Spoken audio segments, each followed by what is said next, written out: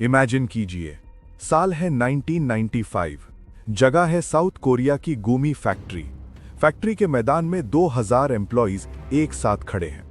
उनके सामने एक बहुत बड़ा ढेर लगा है।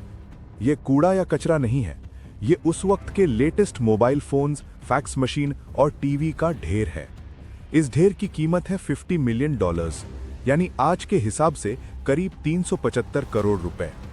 और अगले ही पल कंपनी का चेयरमैन एक मशाल लेकर आगे बढ़ता है और अपने ही बनाए हुए इन करोड़ों रुपए के प्रोडक्ट्स में आग लगा देता है। क्यों? आखिर एक बिजनेसमैन अपने ही पैरों पर कुल्हाड़ी क्यों मार रहा था? दोस्तों, आज हम सैमसंग को एप्पल का सबसे बड़ा राइवल और टेक्नोलॉजी का बादशाह मानते हैं। लेकिन ये कहानी टेक कंपनी की नहीं है। ये कहानी है सूखी मछली बेचने वाले एक व्यापारी की। ये कहानी है फेल होने की, और ये कहानी है उस आग की जिसने सैमसंग को दुनिया की सबसे बड़ी कंपनी बना दिया। आज हम डीप डाइव करेंगे सैमसंग की अनसुनी कहानी पर। कहानी शुरू होती है आज से करीब 86 साल पहले, 1938 में। ब्यूंग चुन ली नाम के एक शख्स ने कोरिया के देगू शहर में एक छोटी सी ट्रेडिंग कंपनी शुरू की। कंपनी का नाम रखा सैमसंग, जिसका मतलब होता है 3 स्टार्स।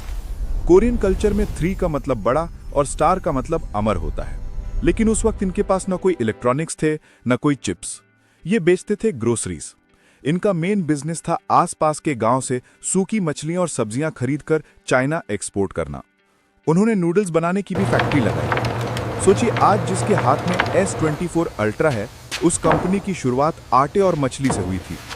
1950 में कोरियन वॉर हुआ, सब कुछ तबाह हो गया, लेकिन ली रुके नहीं।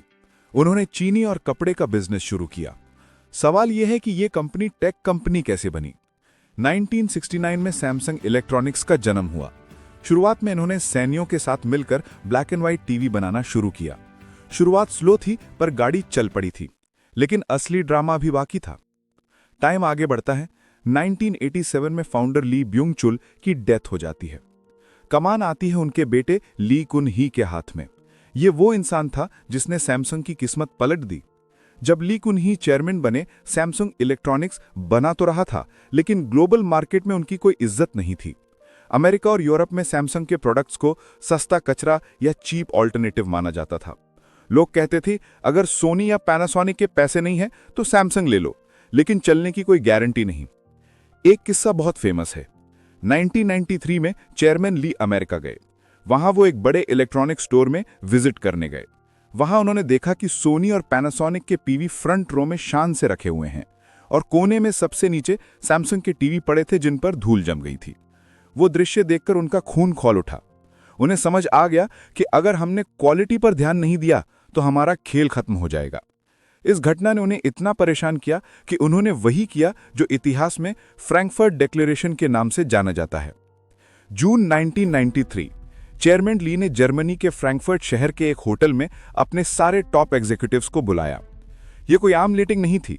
यह मीटिंग लगातार 3 दिन तक चली। उन्होंने सबको धोते हुए कहा कि हमारे प्रोडक्ट्स की क्वालिटी कैंसर की तरह है। अगर इसे अभी ठीक नहीं किया तो यह पूरी कंपनी को मार डालेगा। वहीं उन्होंने वो हिस्टोरिक लाइन बोली जो आज भी बिजनेस स्कूल्स में पढ़ाई जाती है, change everything except your wife and kids, यानी अपनी बीवी और बच्चों को छोड़कर सब कुछ बदल डालो।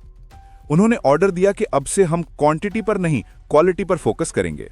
भले ही प्रोडक्शन आधा हो जाए, लेकिन अगर एक भी डिफेक्ट निकला तो प्रोडक्ट मार्केट में नहीं जाएगा। लेकिन बदलाव लाना इतना आसान नहीं होता। एम्प्लॉयज को लगा चेयरमैन सिर्फ गुस्से में बोल रहे हैं। उन्होंने पुराने तरीके से काम करना जारी रखा, और यही वो गलती थी जिसने उस आग को जन्म दिया जिसका जिक्र हमने वीडियो के शुरू में किया था। फ्रैंकफर्ट डिक्लेरेशन के 2 साल बाद 1995 में सैमसंग ने नए मोबाइल फोन्स लॉन्च किए। चेयरमैन ली ने खुशी खुशी वो फोन्स अपने दोस्तों और रिश्तेदारों को गिफ्ट किए।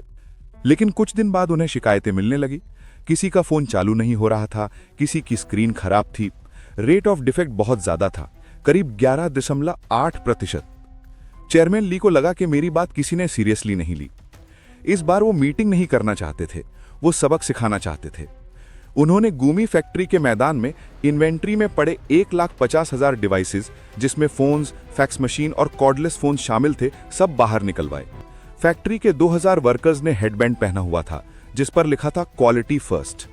चेयरमैन ली और उनके बोर्ड ऑफ डायरेक्टर्स वहीं कुर्सी लगाकर बैठ गए। पहले वर्कर्स ने उन महंगे फोन्स को हथौड़ों से तोड़ा। स्क्रीन्स टूटने की आवाजें पूरे मैदान में गूंज रही थी और फिर उन पर पेट्रोल छिड़ककर आग लगा दी गई। एम्प्लॉइज रो रहे थे क्योंकि ये उनकी मेहनत थी जो जल रही थी। लेकिन चेयरमैन ली ने वहां सबको कसम खिलाई कि अगर अब हमारे प्रोडक्ट्स में क्वालिटी नहीं हुई तो मैं दोबारा यही करूंगा। उस आग ने सैमसंग के कल्चर को हमेशा के लिए बदल दिया। उसके बाद सैमसंग ने कभी पीछे मुड़कर नहीं देखा। उस दिन के बाद बनने वाले फोन्स डिफेक्ट फ्री थे। धीरे धीरे उन्होंने मोटोरोला और नोकिया को पीछे छोड़ा।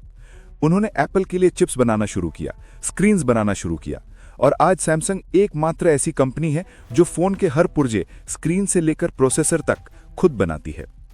आज वो ड्राइड फिश नहीं, दुनिया का फ्यूचर बेच रहे हैं।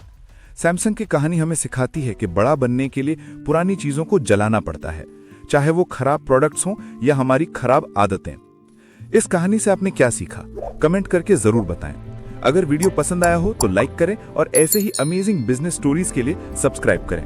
मिलते हैं अगली वीडियो में। जय हिंद।